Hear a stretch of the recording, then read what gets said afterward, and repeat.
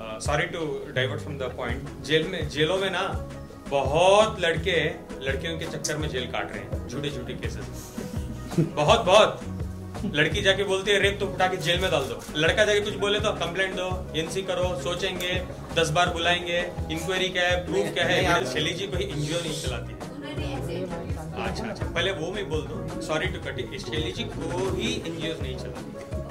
वो क्या करती है बताऊंगा तो बहुत बड़ा एपिसोड हो जाएगा, मुझे जरूरत नहीं है उनके बारे में बताने में। Please continue. जितने भी आपने मुझे अभी बताए एलिगेशंस राखी सावंत जी के बारे में, क्या आपके पास एक का एविडेंस है कि मैं राखी के पैसे लेके ईरानी पे किया? एविडेंस है? मैंने ईरानी लड़की को मारा था, आपके पास एविडेंस है? क्या मैंने राखी को मारा था, आपके पास एविडेंस है? नहीं ना। Just let me answer it properly. आपके पास कोई भी चीजों का एविडेंस नहीं है। अभी वो एपिसोड मैं आपको बताता क्या था। सबसे पहले ईरानी गर्लफ्रेंड ने मेरे पे कंप्लेंट किया था कि मैं उसकी गर्लफ्रेंड हूँ पिछले 5 साल से। हमारे आपको ये पता है? तो 5 साल पहले मैं राखी को जानता था क्या कि राखी मुझे पैसे भेजती थी 5 साल पहले? करेक्ट। सबसे मेन पॉइंट, ईरानी गर्लफ्रेंड मेरी गर्लफ्रेंड थी ही नहीं। वो एक गरीब, ईरान में बहुत कुछ क्राइसिस चल रहे थे, बहुत ज्यादा क्राइसिस चल रहे थे ईरान में। उस टाइम में मैं उसको मिला। मैं ईरानी कम्युनिटी के साथ बहुत जुड़ा हुआ इंसान हूँ। I was also a president for Irani community in Mysore city. इस तरीके से मैं उसको जुड़ा। 6-7 महीने में उसको जानता था।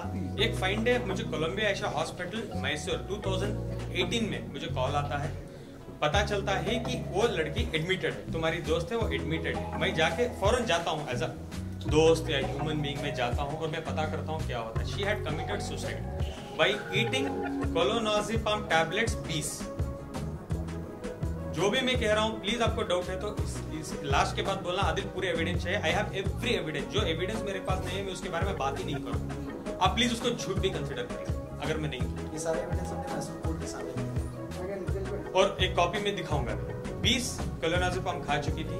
मैं जाके पहुंचा, मैं उसको अंडरस्टैंड किया कि क्यों ऐसा किया। तुम तो मुझे 2 दिन पहले मिली थी मेरे आइसक्रीम पार्लर, मेरे रेस्टोरेंट में। I had a very nice restaurant in Mysore उस टाइम।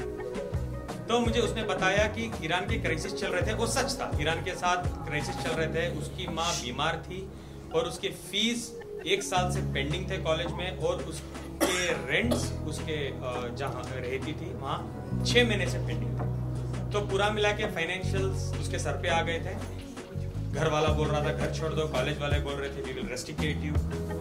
तो उसने ये स्टेप लिया। आई प्रॉमिस्ड हर दैट टाइम कि रोशिना आज के बाद जो भी आपकी एक्सपेंसेस है नेक्स्ट 14 मंथ्स के लिए, जब तक आप इधर हो मैं देखूंगा। आपके कितनी भी फीस पेंडिंग है मैं भर दूंगा, प्लस तुम्हारे माँ के ट्रीटमेंट्स के लिए। तब उस टाइम में सिचुएशन ऐसी थी, मैं थोड़े पैसे भी अगर इंडिया से भेजूं तो बहुत बड़ी रकम हो जाती थी ईरान में। मैं पैसे भेजता था, उसका रेंट भरता था। क्लोज टू मुझे लगता था मेरे 20 लाख रुपए खर्चे हैं जब मैं अंदर बैठा था, जेल में बैठा था। अब जब मैं बाहर आया, जब मुझे कोर्ट में डॉक्यूमेंट सबमिट करने थे एक्चुअली बेल के बाद, जब मेरा ट्रायल स्टार्ट होगा, तब मुझे पता चला कि मैंने 31 लाख रुपए उस पर खर्चे आज की डेट तक, लास्ट दिसंबर तक। 1 सेकंड, 31 लाख रुपए मैंने ऑलरेडी खर्चे थे ईरानी लड़की पे। वो मेरी दोस्त नहीं थी। मैं एक हमदर्द बोल सकते हो आप। हाँ, अब ये भी बोल सकते हो कहीं एक पॉइंट पे मुझे उस लड़की पे थोड़ा सॉफ्ट कॉर्नर भी था। आप उसको गर्लफ्रेंड नहीं बना सकते। अगर वो मेरी गर्लफ्रेंड होती, जो स्वभाव मैं रखता हूँ, जो नेचर का मैं लड़का हूँ, इसमें ये भी बोलूंगा कि when it comes to girl मैं बहुत अच्छा, बहुत रिस्पेक्ट करता हूँ। अगर वो मुझे जानती तो वो बिल्कुल रेप के केस करने में बिल्कुल वो दिलचस्पी नहीं रखती थी मेरे।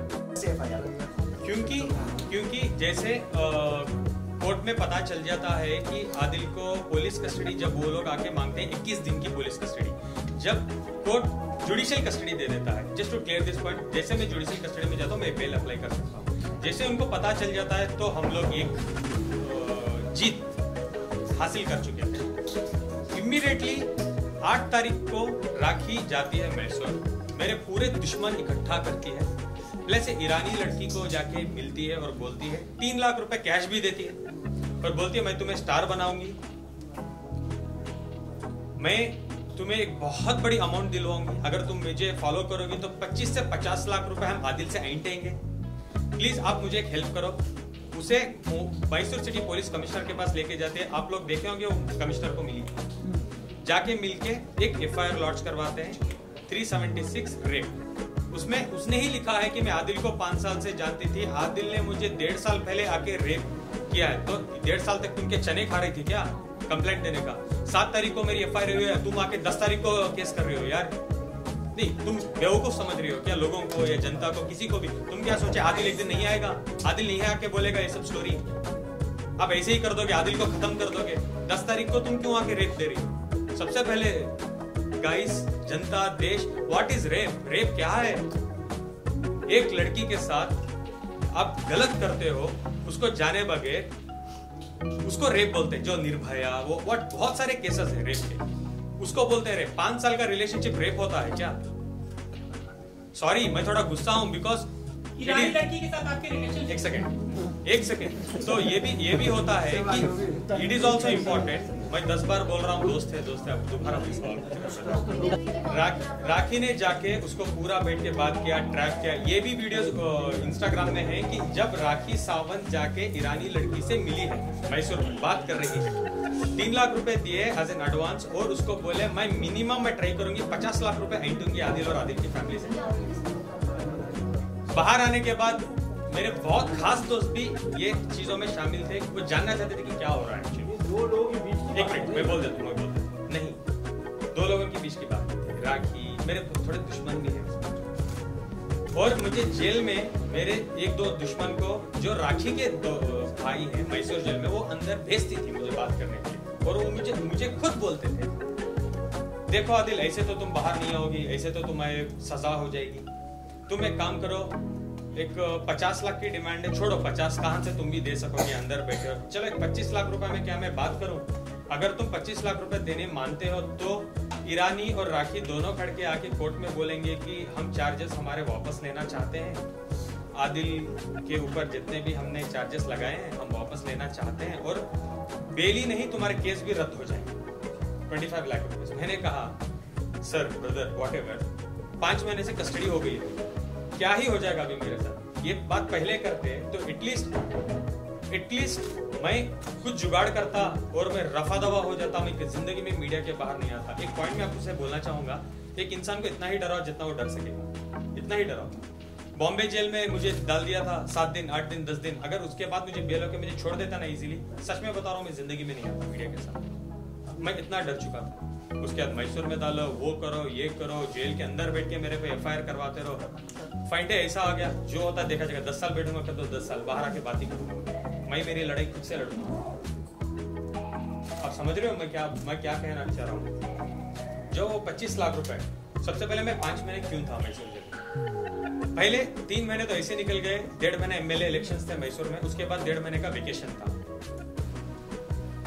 था तो 3 महीने गुजर गए।